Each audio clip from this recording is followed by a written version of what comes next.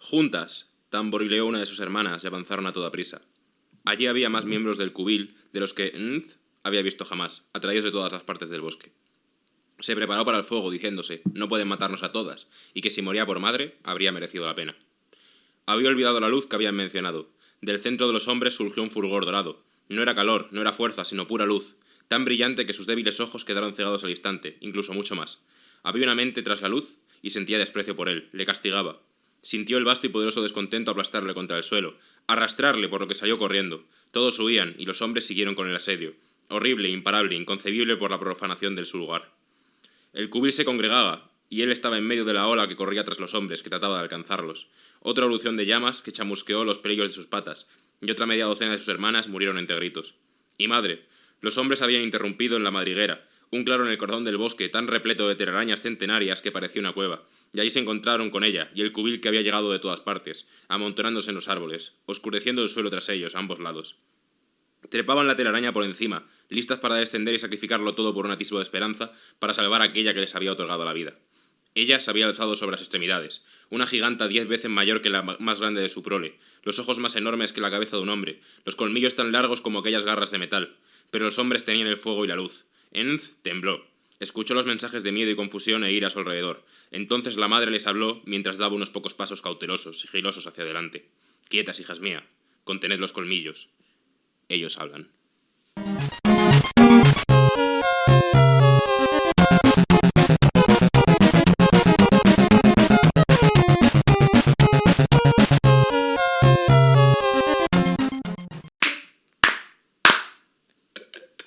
Y estamos. Muy buena. Un momento, espérate. Entramos cuando... Ah, claro, ¿hemos empezado ya o...? No, claro, Ahora cuando queramos. Sí. Cuando queramos podemos empezar. Empieza tú. ¿Empiezo yo? Dale, tú sí. Bienvenidos al primer programa de la segunda temporada de La Virtud y la Fantasía. Bueno, yo... En plan, lo estáis viendo en vídeo. Por fin. Increíble, los medios son otra cosa. Ha costado. Yo sospecho que os imaginabais que no íbamos a ser tan atractivos. Pero, efectivamente, somos nosotros. Somos nosotros, sí. A veces el estereotipo de friki que leen fantasía no se cumplen, como en nuestro caso. Yo creo que se cumplen, tío. En plan, no. Por cierto, lo he mirado en YouTube y puedo fumar, pero tengo que avisar de que esto es muy malo para la salud y que no hago apología de fumar tabaco. En absoluto. Fumar tabaco es terrible y... Esto de aquí es kombucha, no cerveza. La kombucha es deliciosa. Me encanta la kombucha. No, también tengo una pregunta para ti antes de empezar. ¿Por qué hacemos una nueva temporada? Pues... Es que yo no lo he entendido. En plan, te he dicho que sí siempre, pero no... vida nueva. ¿Vida nueva? Sí, como un formato nuevo, sobre todo porque teníamos ganas de meter el tema del vídeo. También se me había ocurrido hacer otro formato de vídeo, que Sí. no fuese análisis, bueno, comentarios de novelas, sino... Habría que ver si lo hacemos. Sí, hombre, tú tienes un guión ya hecho, ¿no? Sí, hombre, pero para que me ponga yo a grabarlo. Eso, como que tenemos un par de ideas nuevas y pensamos que por... no sé, queda mejor decir temporada nueva. Claro, de pero... repente meter cambios por la cara. Pero yo ahora tengo la duda de plan, si cada vez que cambiemos algo tenemos que cambiar de temporada. ¿Tenemos que cambiar cosas necesariamente para cambiar de temporada? No, yo creo que con... ¿Implica esto algún cambio en la dinámica habitual? Yo creo que cada 10 vídeos así podríamos hablar de nueva temporada. Sí, pero claro, tendríamos que hacer algo, ¿no? Para que se note. En plan, no sé. Yo no sé, en plan, hemos puesto vídeos, en plan, saber los prodigios técnicos que podríamos realizar en el futuro. Bueno, en la tercera temporada podemos poner unos filtros en la cara, como de conejito o algo así, ¿sabes? De Sí, filtro de perro. Claro, en plan, sí, apelar al ámbito de TikTok. Podríamos hacer vídeos de 7 segundos. Yo creo que habría que tirar por ahí. Es el futuro. Bueno, pues lo hablamos dentro de 10 vídeos. Claro, tenemos que hacer 10 vídeos, que eso también tiene su cosa. Sí. Y luego, aparte, para empezar, no tengo notas, no he preparado nada, porque estaba muy ocupado leyendo Daniel Carler Clark. Mal lo he pronunciado, ¿no? Pero lo digo en castellano, ¿no? Para no humillarme. Karel Masmorrero, muy chulo. En plan, éramos un vídeo. Sí. Pero no he preparado nada, así que vamos a tener que ir improvisando. Que bueno, ponen la excusa de que está leyendo Dungeon Crawler Clark. Tú tampoco puedes pronunciarlo bien. Pero realmente solamente la única diferencia es que ahora hay una cámara y se ve que yo tengo mi apunte y tú no, pero esta es la tónica habitual de todos los vídeos. Se nota que hay una hoja de papel. Yo siempre traigo una hoja de papel. A veces lo ocurre un poco más, pero por lo general suelo tirar mucho de improvisación, sí. Nada, pero sin problema. Bueno, entonces toca el resumen. Sí, Sí, y tengo que hacerlo yo. No lo he hecho. Pero esta es fácil, porque esta historia os la conocéis. Esta historia es un clásico. Cuenta la historia de cómo un conjunto de aventureros se embarcan en una búsqueda heroica hasta el cubil de una araña madre, una araña enorme, para arrancarle un colmillo y así poder cumplir con la profecía y derrotar al Señor Oscuro. Para ello se acompañarán de una criatura maligna, Nth, que no sé pronunciar. NTH. ¿Cómo sería pronunciarlo? Bueno, incluso dicen que no puede pronunciarlo con la garganta humana, ¿no? Como no se puede pronunciar. Claro, pero el nombre no es lo... Bueno, mucho lío, ¿no? Sí. Claro, es un ser despreciable y que tendrá que se verá obligado a acompañar a este grupo de personas heroicas. En concreto, esto es el Señor de los Anillos. Va a ser un análisis interesante. En plan, vamos tirando. Y eso es el resumen de la historia. En plan, ahora imagino que con el contexto le daremos un poco más de matices. Sí. De hecho, es bastante interesante porque, bueno, el escritor se apellida Tchaikovsky. Es que es un nombre muy interesante. Bastante interesante. El nombre no lo tengo. Adrian Tchaikovsky, exacto. Hostia, y fun fact, guapísimo, es polaco. Y le cambiaron el nombre para vender más libros, para buscarlo con un este más agradable. No, el Tchaikovsky, como que lo cambiaron para hacerlo algo más adaptativo. No sé exactamente cómo es el original, pero como no se entendía una mierda fuera del mundo polaco, como es un idioma que no habla ni Dios, le pusieron algo así y luego el tío se enfadó mucho y desde entonces sí que se lo han empezado a poner bien. Pero le hicieron algo parecido a lo que hicieron con Robin Hood. Claro, el seudónimo de Robin Hood. Sí. Pues debe ser de ascendencia polaca, porque él nació en Lincolnshire, Inglaterra, y tiene ahora mismo 52 años, nació en el 72. Y esto lo veo que es interesante porque el tío estudió psicología y zoología. Sí, yo creo que se nota mucho, ¿eh? Uf. Porque ahora lo veremos a lo largo del vídeo, pero como es muy, muy importante la perspectiva psicológica de las distintas especies que hay en la historia. Como que las arañas tienen su propia psicología, luego están también una especie de zombies, lo llaman los necros, no sé qué, los cadavéricos. Me lo leí hace semanas y no me acuerdo de nada. Los cadavéricos son otra especie y también tienen su propia psicología, los humanos tienen su psicología, y yo diría como que ahora lo hablaremos, pero que el punto fuerte o lo principal de este libro es como el conflicto entre las distintas psiques que tiene cada especie biológica, ¿sabes? ¿Te acuerdas del artículo el de Nagel, de cómo piensa un murciélago o algo así? Sí. Pues yo he tenido sensación todo el rato. Totalmente. En plan, como que se hace... En plan, yo me leí algún libro, otro suyo, en el que utiliza las arañas mucho como tema central, o los pulpos como criaturas raras, e intenta pensar en cómo podrían pensar ellos. Sí. Y suele dar lugar a escenarios muy interesantes. Entonces es llamativo porque en este caso con Tchaikovsky, pues lo que él estudió, psicología y zoología, se plasma completamente en su obra. Y no solamente en esta novela, sino en otras tantas que también ha escrito. Luego, pues como cosa a destacar, le molan mucho los juegos de rol, de mesa, sí. Y también se nota, sí. Porque esta historia es la típica trama de un grupo que hay un mago, una sacerdotisa, un bárbaro... Sí, cliché hasta duele el cliché. Sí. Luego tiene su trilogía más famosa, se titula Shadows of the Act, no sé la traducción, y con su novela corta Children of Time, que era algo así como Herederos del Tiempo. Herederos del Tiempo, esa es la que me leí yo, muy buena. Gana el premio de Arthur C. Clarke en 2016, que es un premio que dan a novelas de ciencia ficción. Y también ha ganado el premio Hugo en 2023. Y si me permite, no sé por qué, pero de repente han empezado a reeditar muchas de sus obras, porque Spider la reeditaron hace unos años y hace poco reeditaron La Ciudad de las Oportunidades. Pero como esta era más corta, nos dijimos esta. Pero también, en plan, como que están ahora... En los últimos 3 años así han reeditado como 6 libros suyos, en plan, como parece que hay una fiebre con esto y yo creo que merece la pena, porque los pocos libros que he leído de él son estupendos. Sí. Que me alegro. Tiene una perspectiva muy, muy chula. Y escribe bien, lo hemos mencionado justo al lado del fragmento que has leído. Qué bueno es, sí.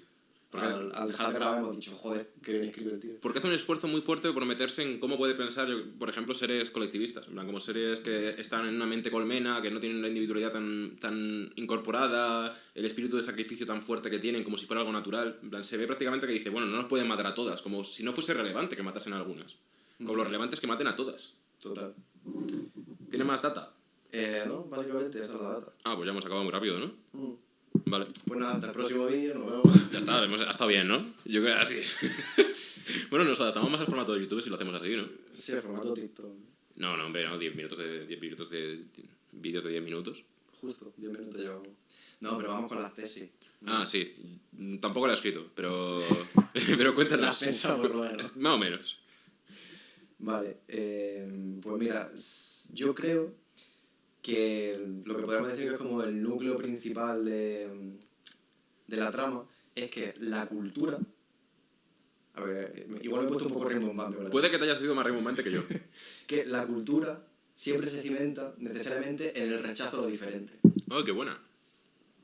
Porque vemos a lo largo de todo el libro, incluso hacia el final, que tiene ahí un plot twist bastante intenso, cómo todos los personajes dan por hecho que se necesita un enemigo común para que la gente pueda estar a gusto, pueda estar conforme, no se peleen entre ellos. O sea, para que los humanos no se peleen entre ellos, ¿cuál es la solución? Pues que odien a la araña. Uy, hablando a cámara y todo, ¿eh? El Cinema Verité.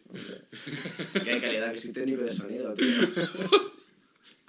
Entonces siempre está presente esta idea como de la xenofobia y el papel que juega en la cultura. Que luego al mismo tiempo también se critica, porque en el final del libro se ve que realmente no funciona. Todo más ambiguo, más difuso. Claro, que los humanos siguen peleándose entre ellos aunque tengan un enemigo externo. Pues mira, se me acaba de ocurrir, pero vamos a hablar de Carl Smith. No, simplemente una idea que tiene como que la base central, como el eje central de la política, es la idea de amigo-enemigo. Como que toda organización política o toda institución política se basa en esta división arbitraria y un tanto artificial sobre quiénes son los amigos y quiénes son los enemigos. ¿A qué grupo debes privilegiar en tu hospitalidad, en tu generosidad, y a qué grupo tienes que rechazar activamente? Y eso es lo que constituye en el fondo las sociedades, que es lo que viene a decir este hombre. En plan, si algún especialista en Carl Smith que esté ofendido lo puede decir en comentarios, lo he simplificado mucho. Pero creo que va un poco por ahí. En plan, además, como al final del libro se habla de cómo el villano, en plan, realmente fue él el que instauró la diferencia entre el bien y el mal. Fue él el que creó esa diferencia. Es totalmente arbitraria, generada por un señor con unas ideas un poco trasnochadas y que simplemente estaba aburrido. En plan, no tal. Yo la verdad que lo había enfocado más como en un rollo más Terry Pratchett. Como una deconstrucción humorística de los tropos de la fantasía tradicional. En plan, de ahí la parte de Dungeons and Dragons, el enemigo, el villano final, que es casi hasta... Es un meme, es un señor que, en plan, como que es incapaz de mantener un ejército porque vive en un sitio totalmente... Como en Mordor. ¿Quién cojones podría mantener un ejército en Mordor? Porque es un sitio totalmente devastado. Y esta dinámica de la profecía, como que todo es tan cliché que duele. No, es como coges la estructura del Señor de los Anillos, pones hasta Sméagol, en plan que en este caso es Ent, que es adorable, pero en este caso todo el mundo, en plan, igual que cuando Sam desprecia a Sméagol en El Señor de los Anillos, queda un poco... es desagradable, pero es que Sméagol es malo. Es que está justificado. En plan, cuando el otro es malo, cuando nos creemos que el otro es malo, estamos autorizados para causarle ese prejuicio. Pero como en la realidad todo es un poco más gris, de repente esta dicotomía aliado y enemigo se vuelve un poco más compleja y se revela fácilmente como solamente una forma de justificar que somos unos cabrones. Sí, básicamente. Y sí, ese es un poco el tema del libro, ¿no? Sí. La diferencia que yo le veo con respecto a Terry Pratchett, aunque sí que es verdad que tiene muchos elementos cómicos, tengo por aquí guardado algunas notas. Me ha hecho mucha gracia el humor de este libro, ¿eh? Sí. Pero tampoco solamente me he leído una novela de Pratchett. Pero en esta novela sí que veo que hay como una mezcla indiscriminada de el humor con cosas súper profundas de repente. Hombre, Pratchett también tiene su cosita. También es que el libro que te leíste tú es bastante los más chorros que tiene. El primero de todo, el del color de la magia. Sí, yo creo que se puede ser el primer libro. Se pule mucho. En plan, yo diría que... Sí, porque en el de Spiderlight, sí.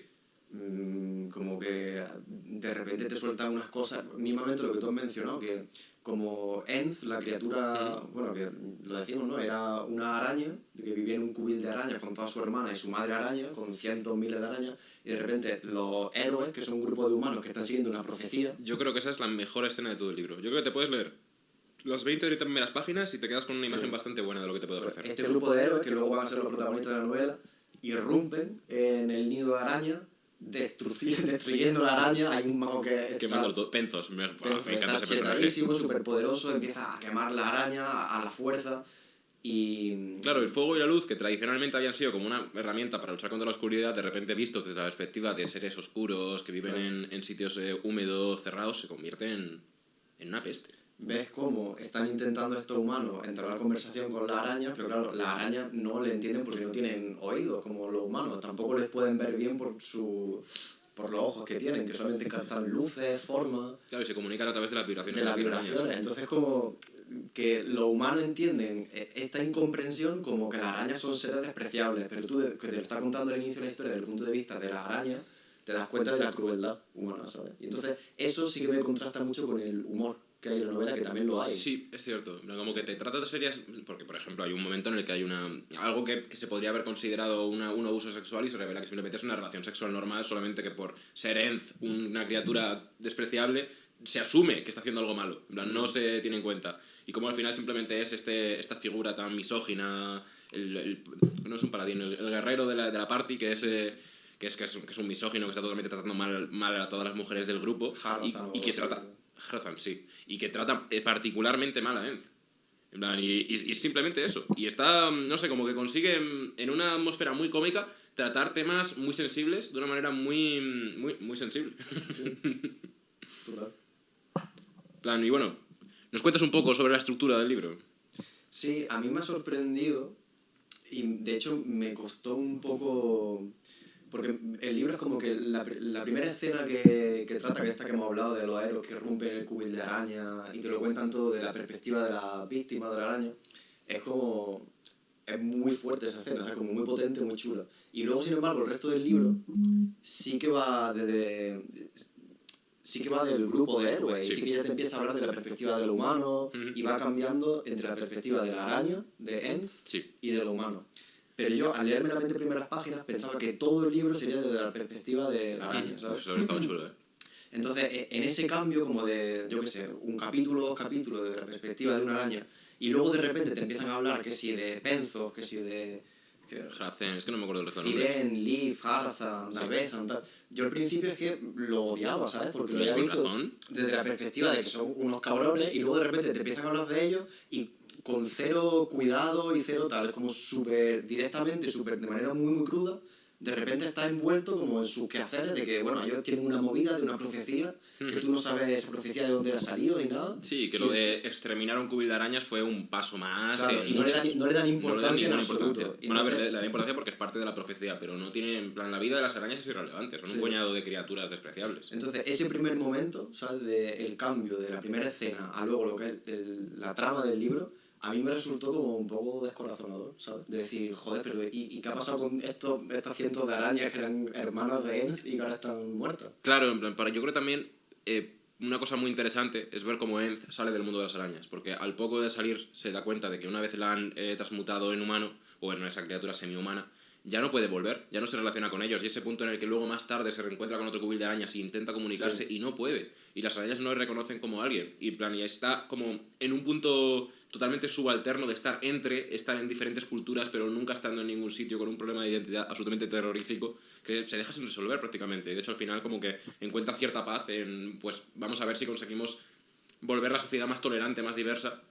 Creo que ese es como la estada final del libro, como igual deberíamos dejarnos tanto de taxonomías y divisiones tan estrictas y entender que, pues, que cada uno es una persona con sus virtudes, sus defectos, sus problemas y sus cosas, al final. También si te mola mucho esto de la alternancia entre araña-humano, en Herederos del Tiempo lo hacen, en plan, como que literalmente es un capítulo de perspectiva de los humanos, un capítulo de perspectiva de las arañas, todo el rato.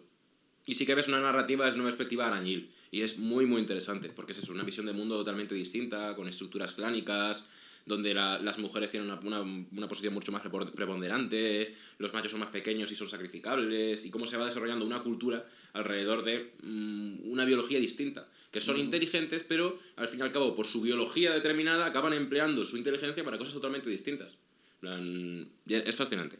Yo tengo muchas ganas de leer más de este señor, porque eso también tiene un libro sobre los ogros, como que presta mucha atención a todo este conjunto de criaturas que han sido despreciadas por la literatura fantástica tradicional, o como en Rito Urden, que es de, claro que hay que matar trolls y son malos.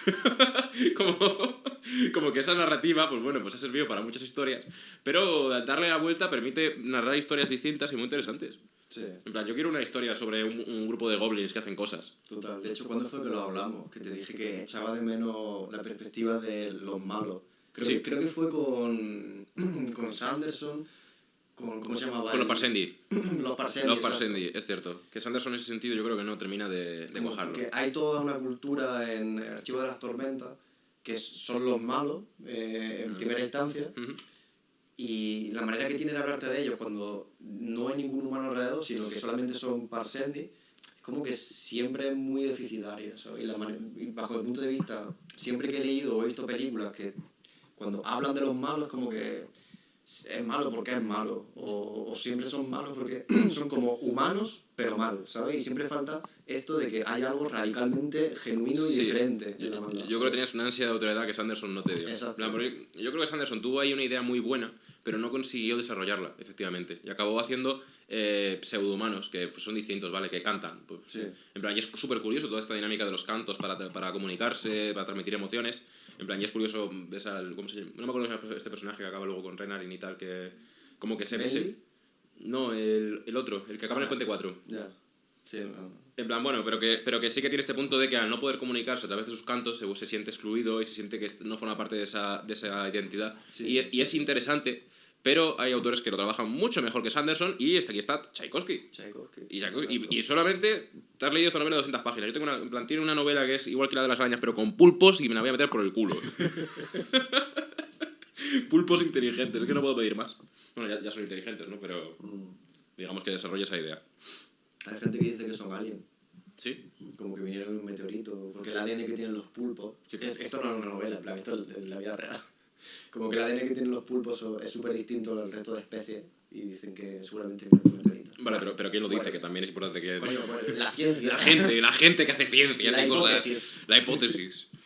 Sí, bueno, entonces la estructura, eso, mola mucho el cambio de perspectiva, aunque sí que es verdad que luego durante la mayor parte del libro es básicamente perspectiva humana. Claro, porque en plan, yo creo que trata más de este rollo de no terminar de sentirse humano, que creo que es algo con lo que cualquiera puede empatizar. Enz es un ser de luz y todo, y tú solamente quieres que le vaya bien y ves cómo no paran de tratarle mal y como va progresivamente como incorporándose al grupo y entendiendo y el resto de personas van progresivamente entendiendo que lo que han hecho es una barbaridad, que es una persona, que no pueden obligarle a hacer lo que quieran. En plan, también no ayuda el hecho de que es terroríficamente mortal, porque es una especie de araña ultra rápida, ultra fuerte, pero con rasgos humanos.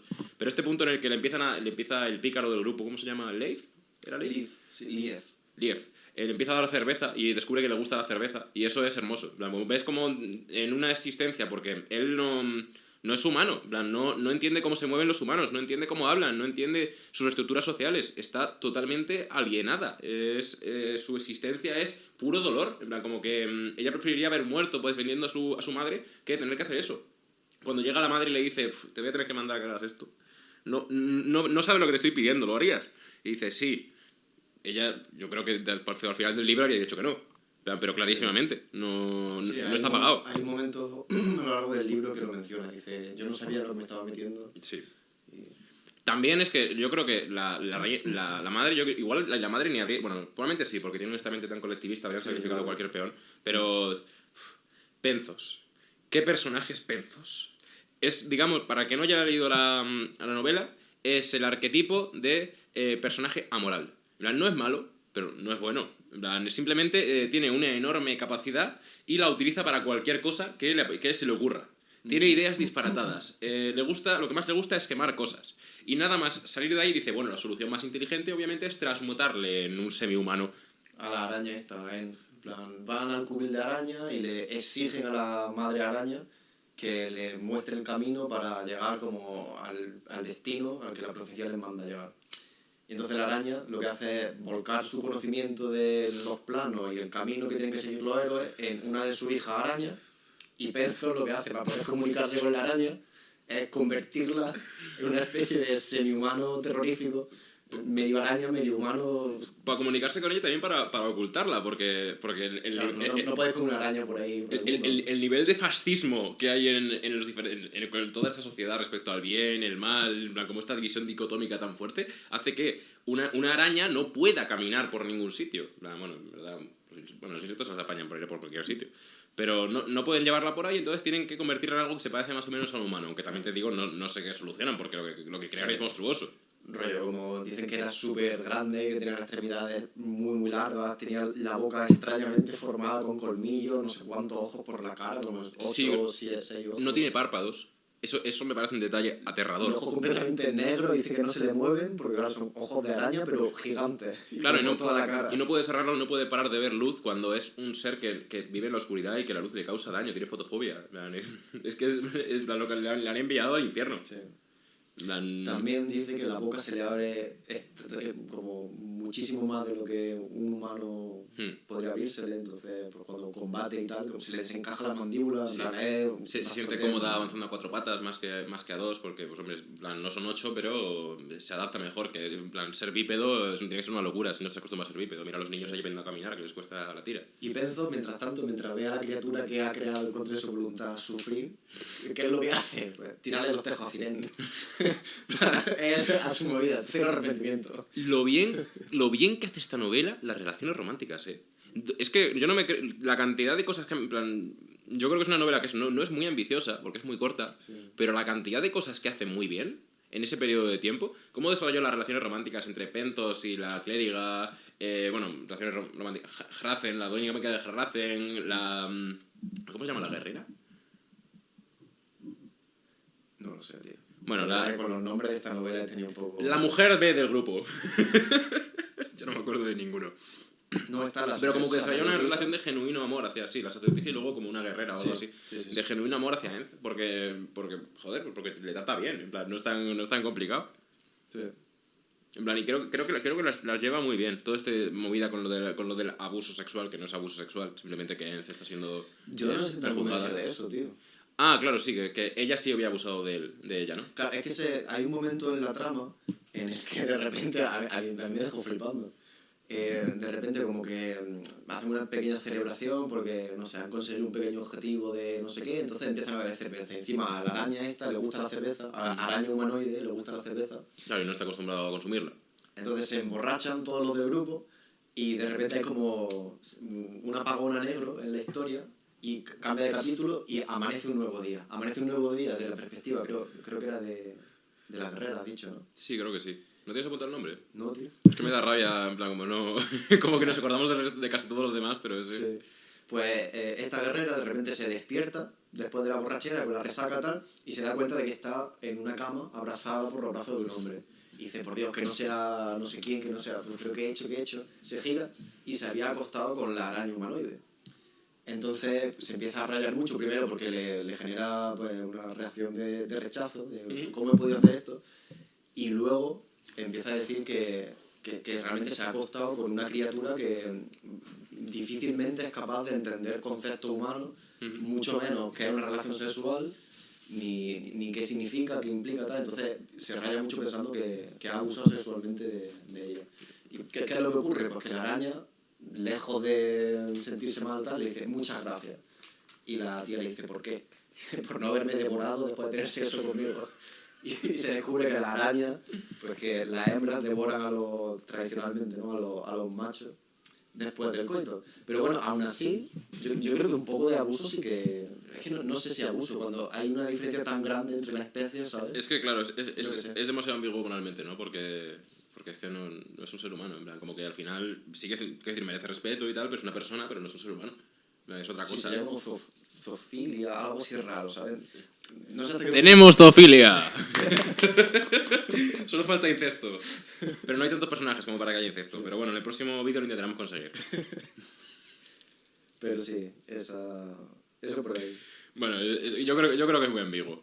Pero no sé, sí. yo no tuve esa sensación. Lo que sí que es cierto que es eso, como una incomprensión muy grande, pero porque está anclada en esta idea de la incomprensión entre diferentes personas que son muy distintas entre sí. Como no... Casi es absurdo hablar de categorías como abuso sexual con Ence, porque es que Ence no entiende, no sabe lo que son esas cosas, no está en ese marco mental. Sí, y luego también se explica que los motivos por los cuales esta mujer... Pero Ence no dice que haya hecho algo involuntariamente o que no haya querido hacerlo. Lo que sí, igual por su cultura y tal rollo, no... Menudo follón. Sí, pero que tampoco no había aquí como dictaminando moralmente en la relación de entre todos. No, pero es importante, es una de las tramas del libro al final. Que justo hacia el final la mujer, o sea, al final de este capítulo, como que se desvela que realmente ella no tiene ninguna intención de abuso ni de aprovechamiento, todo lo contrario, es que ella pues estaba un poco horny, ¿no? Y se sentía sola porque tenía ganas de restriegue, y dice que todos los hombres que había a su alrededor le habían tirado los tejos y ella era consciente de que le veían como un cacho de carne. Y como ahí también ponen como una problemática, yo creo que feminista, y que dos personajes femeninos empiezan a hablarlo. Dicen que ellas, como mujeres, siempre se han sentido como potencialmente el objeto sexual del hombre. Sí, y que siempre hablan con ellas teniendo eso en cuenta. Y lo hace muy bien, tío. En plan, no... Entonces, ella se siente a gusto teniendo sexo con la criatura, porque sabe que la criatura ni de lejos piensa en ella como algo con lo que tener sexo, como una mujer, como una tal... Irónicamente luego descubre que lo ve como bueno, me va a matar. Claro. En verdad. Entonces, no hay una intención de abuso, al contrario, hay más bien como una intención de refugio, ¿sabes? De refugiarse en lo diferente. De búsqueda de cariño y sí, como... entiendo por dónde vas. Porque además Hrafn es un personaje muy interesante.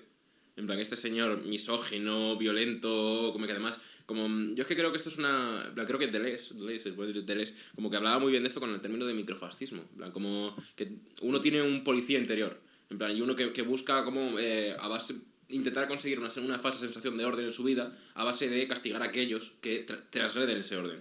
En plan, y por de ahí todo este rechazo a la comunidad LGTBI, porque se expresan y sienten y desarrollan relaciones sexuales que se exceden de las relaciones normales. Y Hrafn es eso. Es el microfascismo hecho ser humano. En plan, y cómo trata particularmente... Porque todos tratan muy mal a Enz. Pero tratan mal a Enz más por desidia y por estupidez que por maldad. Y Hrafn no. Hrafn es genuinamente hijo de puta. Es genuinamente malvado. En plan, dice, no, es que son criaturas del mal y por supuesto que tengo que destruirlas. Cuando él es claramente una persona genuinamente malvada. Sí. Genuinamente violenta, que tiene un gusto ahí en la discriminación, el rechazo. Tiene un momento en el que dice, por supuesto que estoy legitimado para destruirles porque son criaturas del mal. De hecho, hay españoles de bien, señores. Creo que esto no tiene ninguna traslación al mundo real. Hay un fragmento que lo destaqué justamente por esto, tío, por el personaje Thrain, o como se pronuncie. Me gusta Hrafn, pero no sé si estoy pronunciando bien. Voy a reinarme. Que ahora... Sí, claro, abandóname en nuestro... Dejo a Sergio para que se entretenga. Que cuidado con los cables, tenemos un instalaje montado. Que hablando de esto, de la crueldad de este hombre y cómo está continuamente intentando matar y castigar a Enz, a la criatura aránida, porque sí, simplemente porque es distinto, llega un momento en el que después de que esta mujer ya ha tenido la relación sexual con Enz y empieza cada vez más a empatizar con él, en la página 211, capítulo 9, dice que Dion se llamaba la mujer. Sí. Dion. Entonces, después de ella, eso, como que ella entiende mucho mejor a la araña, a Enz, está empezando a cambiar su perspectiva, ya no la rechaza tanto. Hay un momento en el que, ¿cómo era? Hrafn dice una de sus barbaridades. Me estás tomando en serio, igual no deberías. Bueno, yo qué sé, pero es por el bien de la comunicación. Sí. Empieza a hablar en la cena familiar, vamos a ver qué. Hrafn, como que hizo un comentario de mierda, como llevaba haciendo toda la novela, y dice Tchaikovsky, y por un momento Dion lo observó al Hrafn cómo lo hacía con Enz, un espécimen inhumano y repulsivo de alguna especie extraña. ¿Sabes? Como que de repente el rechazo que todos sentían hacia la araña, esta mujer que empieza a decir, pues coño, pues la araña realmente no es tan terrible. De repente ve que un congénere suyo, un humano, sí que es terrible y sí que se merece esos calificativos como de inhumano y desagradable y tal. Y me mola mucho como ese giro que de repente ella se da cuenta. Claro, porque yo creo que una de las narrativas más interesantes que tiene esta novela es precisamente la experiencia de Dion, que pasa de, digamos, señora puritana, convencida de que actúa por el bien, y es muy buena persona, porque ella está dispuesta a sacrificarse a sí misma hasta el extremo. Pero el paso que tiene es darse cuenta de que sus creencias no tienen asiento en la realidad. En plan, ella quiere hacer las cosas bien, pero realmente no sabe lo que está bien. Y eso es lo que le cuesta comprender. ¿Podría mirar a ver si sigue grabando la cámara? Porque también... Sí, vamos a mirarlo por si acaso está fallando. Me está gustando la experiencia vídeo. Yo creo que da bastantes matices. Le echaba de menos el lenguaje corporal. Vale, en efecto sigue grabando. Y en caso de que no haya vídeo... Sigue. En efecto, sigue grabando. Y en caso de que no haya vídeo, problemas del directo, lo sentimos mucho, somos muy cutres y seguimos intentándolo. Bueno, y vamos por los microfascismos, ¿no? No, creo que estábamos ya hablando de Dion. Sí, de la... Me ha pasado desgracia en Dion. Sí. Una como... Bueno, Justo, quería decirte aquí también, en el capítulo 6 y también en el capítulo 9, hay una... me tendría que apuntar cosas, tío. Es la primera vez que lo hago, tío, y las notas del Kindle son la hostia. Hostia, en plan, yo también tengo que debería hacer notas. Bueno, eso, que hay un momento, y creo que es el germen de cómo Dion pega el cambio este de perspectiva y se vuelve más abierta, deja de ser tan xenófoba y tal. Y... Claro, porque eres xenófoba por principios. No es como Hracen, que utiliza sus ideas para aprovecharse de la situación, sino que genuinamente piensa que están mal, aunque pueda sentir cierta empatía por ellos. Pues yo creo que es cuando, no sé si recuerdas que hay un Fein, se llamaba, que es como una especie de inquisidor, o algo así, como un bicho tocho, Sí. que los paraliza. Sí. Les da como un veneno y los paraliza. Y no Los pueden, captura en la ciudad esta y tal, sí. no pueden moverse, ni hablar, ni nada. Entonces, hay un momento en el que, en la novela, dice... como que el Feine, o sea, a ver, la escena es, está Dion y la araña, que están huyendo por ahí, no sé qué, llega una criatura malvada del Señor Oscuro y consigue paralizarles con un veneno. Sí. Entonces, claro, la criatura está malvada, contra Dion sí que tiene una afrenta personal porque Dion es una mujer de la luz, pero sin embargo contra la araña, Enz, Pero nada. creo que en esa escena era Leif. En plan, que los raptan y tal, y dicen que... No era Leif, era la guerrera. La guerrera... Guerrera B, vamos a decir Guerrera B. Ciren. Ciren, se llama Ciren. Sí. Es un nombre bonito. Bueno, es verdad, aunque no sea la misma, pero me parece que, de hecho tengo en otro capítulo también, que por primera vez, como que al estar paralizada el Ciren, el Señor Oscuro le pregunta a Enz, a la criatura araña, ¿qué es lo que te han hecho? ¿Qué ha pasado? ¿Cómo acabo convertido en esto? Tú que puedo ver con mis ojos inigualables que tú eres una araña realmente, ¿qué te ha pasado? Y entonces Enz, que no sabe hablar muy bien todavía, dice solamente, me cogieron, me cambiaron, me ataron. Y ya está. Entonces Ciren, que está paralizada así, porque el veneno no le ha hecho efecto a la araña porque no es humano. Es que todo lo que tiene que ver con arañas es lo mejor del libro. Entonces la humana, Ciren, que hasta ese momento odiaba a la araña y le daba asco, está así paralizada y no puede decir ni hacer nada. Entonces dice, había tanta miseria en su voz que cortaba. Para Ciren, aquella pura sinceridad fue sorprendente. Quizá era que no tenía otra alternativa que quedarse sentada y escuchar. Y justamente en ese momento en el que ella no puede hacer nada porque está paralizada por un veneno, de repente se para a escuchar la realidad ajena a ella, ¿sabes? Y ahí de repente algo le hace clic. Y mola mucho. Y luego lo que tendría que mencionar es que... Esto no tiene ningún tipo de aplicación política, ningún tipo de relación con la realidad, en absoluto. Esto es una historia fantástica para distraernos. Y sí, la araña llega un momento en el que se pone a hablar con otros congéneres suyos y le dice, oye, estos humanos de aquí van a entrar en vuestro cubil, igual que entraron en el mío, y como no hagáis lo que ellos piden, os van a reventar. Para dar contexto, esto es cuando llega al otro cubil de arañas, que no es del que viene Enz, y intenta parlamentar con ellas, pero básicamente lo que les dice es, por favor, seguidles el rollo, porque si no os van a nukear. En plan, van a destruir toda vuestra forma de vida en un momento porque son capaces, son peligrosos. En plan, como que es súper curioso este rollo que tiene Enz, como que es un rehén, pero que intenta evitar que le pase lo mismo a otras personas, porque es terrorífico. En plan, ella no quiere que le pase, que estas arañas experimenten lo mismo. Sí. Porque la imagen de la luz y el fuego son terribles, y bueno, y mira cómo acaba la situación al final, porque las arañas no confían en Enz, porque ya no es lo suficientemente araña, y Penzos hace la conflagración... Pencea. Pencea, ¿qué personaje Penzos? Sí. En plan, literalmente consume prácticamente todo el oxígeno de la habitación a base de hacer arder todo. Vale, perfecto, se me reinicia el Kindle justo cuando iba a leer la frase. Pero sí, quería rescatar eso, una frase en la que Enz le dice al resto de la araña, no se puede razonar con ellos. Claro, curiosamente los seres racionales son aquellos con los que no puedes razonar, porque van a utilizar siempre la razón para envenenar cualquier tipo de motivación que tengan. El mismo tema de siempre. Sí, y los personajes, no sé, a mí algunos se me han quedado, por ejemplo, no nos acordamos del nombre de Dion, a pesar de que es bastante importante. También te digo, yo no me acuerdo porque me lo leí hace 2 semanas, Ya. no hace 3 semanas. Tío, yo me estoy dando cuenta de que cada vez me cuesta más trabajo acordarme de los nombres de los personajes Es que de novelas. no me importa, en plan, creo que ya posiblemente sea un meme, porque desde el primer vídeo pues me acordaba, porque eran 3, y creo que no me acordaba del villano, pero es que no me importan los nombres de la gente, me importa lo que hacen y lo que dice.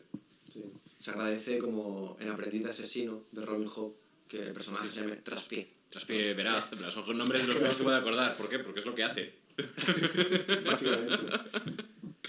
Y no sé, a mí por ejemplo me gustó mucho Lief, que es el pícaro. A mí es que me parecen todos los personajes que están muy bien hechos, ¿eh? Sí. Todos cumplen su función de manera excelente. Lief da ternura. Genuinamente ternura, Lief.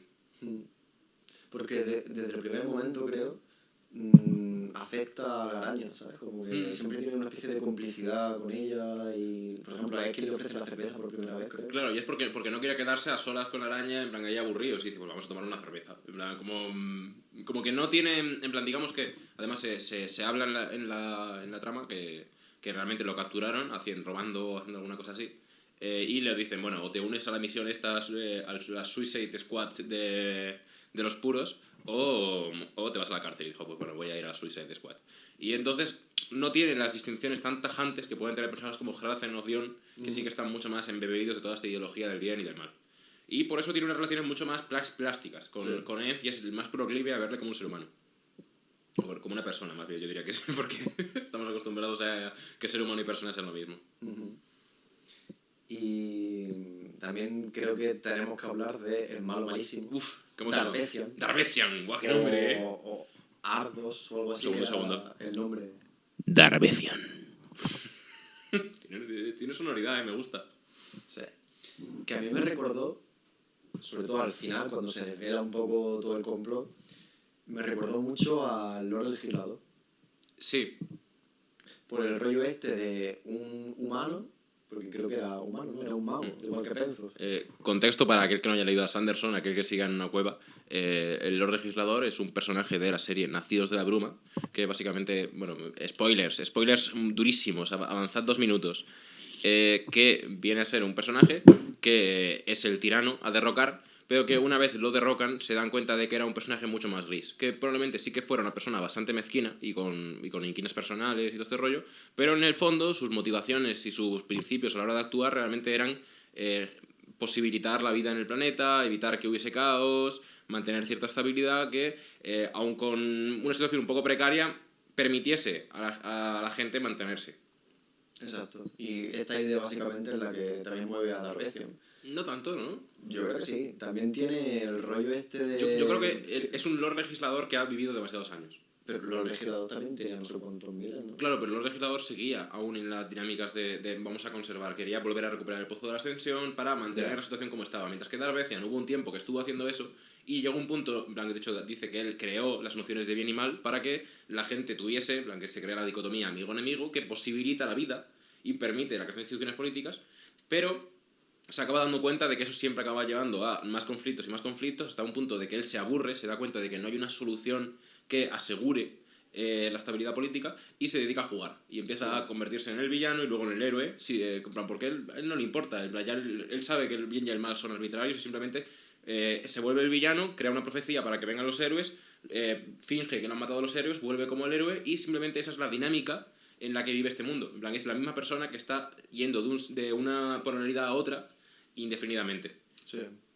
Como... Pero no veo que él siga teniendo la motivación para mantener un orden por motivos tal, sino que está aburrido y busca una manera de entretenerse. Es un Lord Legislador cínico. Sí, ha vivido demasiados años. Es como si el Lord Legislador hubiese tenido ya 8 pozos de la ascensión y hubiese estado cansado porque se da cuenta de que no hay salida.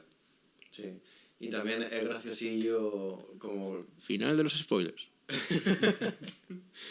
Que también me resultó gracioso como mete, porque es súper cliché en todo, siempre que se encuentran los protagonistas, los héroes con el villano, está como el típico discurso del villano explicando sus planes de jajaja, pues ahora habéis llegado al final de la historia y os voy a explicar por qué, no sé qué. Y esto se lo dice, le dice, ahora os voy a quedar aquí porque todo esto lo he montado yo para entretenerme, así que vais a escucharme hasta que yo me quede satisfecho. Y... Detallitos, que ahí se ve el mojo de la comedia esta, que obviamente empiezan a subir pisos y a derrotar enemigos para llegar hasta el final, hasta que llega un punto en el que hablan con uno y que no han matado a la primera. Les dice, ¿por qué va a estar en lo alto de una torre? ¿Quién querría vivir en lo alto de una torre llena de escaleras? Obviamente está abajo. Ya veis, os habéis pasado el Salón del Trono. ¡Qué puta genialidad! O el punto de, por supuesto que no hay ejércitos. ¿Quién podría mantener aquí un ejército? Como que coge todo este tropo del villano malvado y lo vuelve algo ridículo. Sí. O sea, como que es cierto que como que solamente podía mantenerse en... Creo que esto lo hemos hablado mucho con Drizo Urden o novelas un poco más... En plan, creo que... Bueno, lo hablamos en el programa que no salió de... Christoph. De J. Christoph, de Tormenta. Que este tipo de narrativas tan fantabulosas o de cuentos se sostienen mientras toda la narrativa sea de cuento. Y en el momento en el que deje de ser de cuento y se vuelve más realista, el villano tiene que ser más realista. Y aquí es una narrativa relativamente realista, pero que se ríe del tropo del villano que no lo es. En plan, porque efectivamente, ¿quién va a mantener un ejército en unas tierras yermas? En plan, ¿qué sentido tiene esta noción de las tierras devastadas en las que se forma un ejército de orcos? ¿Qué comen los orcos? Yeah. Como que reírse de ese tipo de tropos me parece que es como una de las cosas principales que hace la novela. O tonterías como, por ejemplo, esta... Ay, qué pena. Aquí, las notas del Kindle, ¿cómo vendrían? Llevo intentando media hora reiniciarlo, pero creo que se me ha roto. A ver, yo podría iniciarlo, pero no tendría el este. Pero que el momento, porque todo este rollo de la araña y del cubil de la araña vienen porque necesitaban un plano, que el plano es Enf, porque es el que los lleva, y necesitan un colmillo, porque en teoría el colmillo es la herramienta que permitirá matar a Marecian, ¿cómo se llama? Darvecian. En plan, y cuando el pícaro coge el colmillo e intenta atravesar a esto, no tiene otra cosa que decir ¡aquí va, mojón! Inmediatamente después hay un párrafo en el que dice esta frase probablemente no será recordada. ¿Por qué? Porque, claro, no a todos los héroes se les ocurre una frase épica antes de matar al villano final. Alguno es cutre o alguno no tiene imaginación y dice una chorrada y eso pues no queda tan bien. Pues esa es la novela que tenemos. Sí. Y la respuesta de Darvecian cuando ve que le clava el cuchillo, o sea, el colmillo de araña, que la profecía decía que era el único arma capaz de acabar con Darvecian, cuando ve que se lo ha clavado, dice, coño, de verdad habéis esforzado tanto, seguro que me ha costado un montón conseguir esto. Porque la profecía esta me la inventé por la puta cara. Yo pensaba que nadie se iba a esforzar tanto. Claro, como que todo el mundo, en plan, como que era irrelevante, como este rollo de las profecías, que es una especie de... que recuerda al oráculo de Delfos, ¿no? Que el dios habla entre enigmas. El dios te plantea un enigma que tú tienes que resolver. Y el punto es que tienes una relación con esa forma de verdad que tiene más que ver con la interpretación, con una esta más flexible de la verdad, como que cada uno saca algo distinto del enigma. Pero claro, porque es que el enigma no tiene nada. Es una chorrada, es un chiste, sí. Es un chiste fuera de onda de un villano. No... En plan, tú te aproximas a ello como si fuera algo de lo que extraer una verdad profunda y es como un charco. En plan, que metes la mano y te sobra 2 tercios. Totalmente. No sé, luego solemos hablar también de un poco la cosmología del mundo. Nada, tío, el puto Kinder es la última. Ah, no sé, bueno. Recuperado. Si encuentras una frase que quieras recuperar de algo que ya hemos hablado hace 5 minutos... Sigue tú con el podcast, yo me quedo aquí un frase. Vale. No, No, si quieres, yo creo que puedo seguir un poco. En plan, a ver hasta cuánto puedo improvisar. No, tenemos que comer, claro, son las 3:30 casi. Ah, hostia, pues sí, tenemos que dar la comida. No, pero dale. Bueno, pero básicamente el mundo fantástico que plantean realmente es como está claramente inspiración tolkieniana, presenta un mundo muy plano, pero la gracia es esa, es presentar un mundo muy plano, pero ridiculizándolo, volviéndolo absurdo. Están los típicos humanoides que parecen zombies, las arañas, en plan, son clichés, en plan, busca como lo más parecido las ciudades de la luz, que todo va bien... me parece muy gustosa esta trama en la que como que el obispo o el papa de su religión se relaciona con Dion y Dion se da cuenta de que el papa está igual de perdido que él, porque al final esta novela lo que pretende es como volver ambiguos las dicotomías clásicas de la fantasía. Las vuelve ambiguas, no inexistentes, porque sigue habiendo bien, sigue habiendo mal, al final tratar bien a la gente pues es bueno, pero simplemente que las formas en las que empleamos el bien y el mal son muy arbitrarias y por lo general siempre dejan fuera a personas. en plan, que no tienen nada que ver con cómo sean como individuos, sino con estas distinciones que hacemos. Y creo que al final es un mundo que está orientado de esa manera. Busca plantear una cosmología clásica, pero volviéndola absurda. Sí. Y ver las consecuencias de esta visión maniquea de la realidad lo podría hacer como una mera crítica, ¿no? De, pues no hay que tener esta visión de claro, oscuro y punto, sino que hay grises. Pero lo guay que tiene esto es que, y aquí traigo como mi... Venga, mi esa referencia que que tendría que haber llegado hace 5 minutos. también tiene conclusiones y te muestra esta crítica de una manera graciosa, como por ejemplo cuando entran en el torneo este que has mencionado tú de Darbecian, del malvado final, que están subiendo para arriba pensando que obviamente estará en la última planta en su trono y luego al final está abajo. Pues mientras que están subiendo ahí por la escalera, de repente empiezan a escuchar gritos detrás de una puerta, dicen de una mujer cadavérica, y que escuchan también el sonido triunfante de un hombre cadavérico. Y no sé quién, no sé si el Leaf o algo, uno de los humanos, dice, madre mía, qué tipo de rituales malvados están haciendo ahí y tal. Y luego al final se descubre que estaban teniendo sexo. Y pues estaban gritando los cadavéricos. Y se ve como esta crítica de que, como no lo están viendo y simplemente se dejan llevar por su prejuicio de que son criaturas del mal, cualquier cosa que hagan lo van a interpretar como algo terrible. Claro, cuando raptan o secuestran a todos los cocineros y dicen, bueno, a ver, pero son el personal de cocina, que son camareros, en plan, yo no creo que estén participando. Y dicen, no, estos son los del mal, tenemos que exterminarlos. Cualquier cosa que vayan a hacer va a ser entendida como algo malvado. Exacto. Mira, otra frase justo de los... Andas por la calle y de repente eres una amenaza para la sociedad. Sí, básicamente. Justo con lo de los cocineros estos, hay una frase en el capítulo 10 que dice... Y sigue sin tener ninguna traslación al mundo real. Esto es fantasía. Esto es fantasía, no es evasión. Había 6 cadavéricos en la cocina. Uno de ellos ocupado con la maligna fechoría de remover algo. ¿A quién se le ocurre, tío? ¿A quién se le ocurre remover cosas malignas? Sí, bueno, pero aquí tiene un subrayado cuando se acuesta con él, la muchacha. Ahí estamos, sí. Ya está, ¿no? Tampoco... Yo creo que hemos dicho ya todo. Creo que sería darle vueltas al mismo tema. Es que es una novela sencilla, realmente, en el fondo. Sí. Tiene 2 o 3 ideas, son muy interesantes, están muy bien hechas, pero se lee muy rápido. No... Yo es una novela que recomiendo a cualquiera, sobre todo a cualquiera que haya leído El Señor de los Anillos o novelas parecidas. Porque te permite ver lo mismo, pero desde un agujerillo en la pared que te permite replantearte la visión que tenías sobre todo esto, sobre todo si lo habías leído con ingenuidad en la infancia... Le da un contrapunto interesante, porque la lucha entre el bien y el mal tiene un punto, pero es mucho más interesante la disolución del bien y el mal. Sí. Yo le pondría un 7,5. 7,5. Yo le pongo un 8. También que tan a gusto. Sí, muy buena. Yo creo que lo que menos me gusta de esta novela es la portada que tiene. Sí, está bien, ¿no? Es como muy de dibujito animado. Sí, pero es que al final es una historia sobre dibujitos animados. En plan, yo al ver la portada pensaba que iba a ser algo como adolescente, juvenil, ¿sabes? Pero sí que he visto algunas ideas que merecen la pena como de un punto de vista más adulto, como el chocolate de valor, placer adulto. Ya, es que esta división entre lo infantil y lo juvenil... Yo creo que yo sí. Estoy ahí muy metido, porque claro. he leído novelas que digo, joder, necesito como algo más serio. A ver, llevamos 50 minutos, pero yo creo que podemos seguir hablando un rato, ¿no? ¿Qué más da? Sí. Yo necesito un poco más de kombucha, pero no sé dónde... Hay kombucha en la...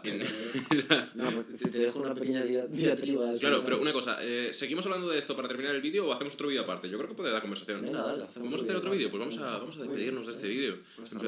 Nos ha gustado mucho Spider-Light. Vamos a ver si tenemos otra experiencia parecida. Sí, y esperemos que se haya grabado todo bien, porque... Esperemos. En plan, si no hay vídeo, esto puede considerarse como un fracaso personal nuestro, pero lo seguiremos intentando.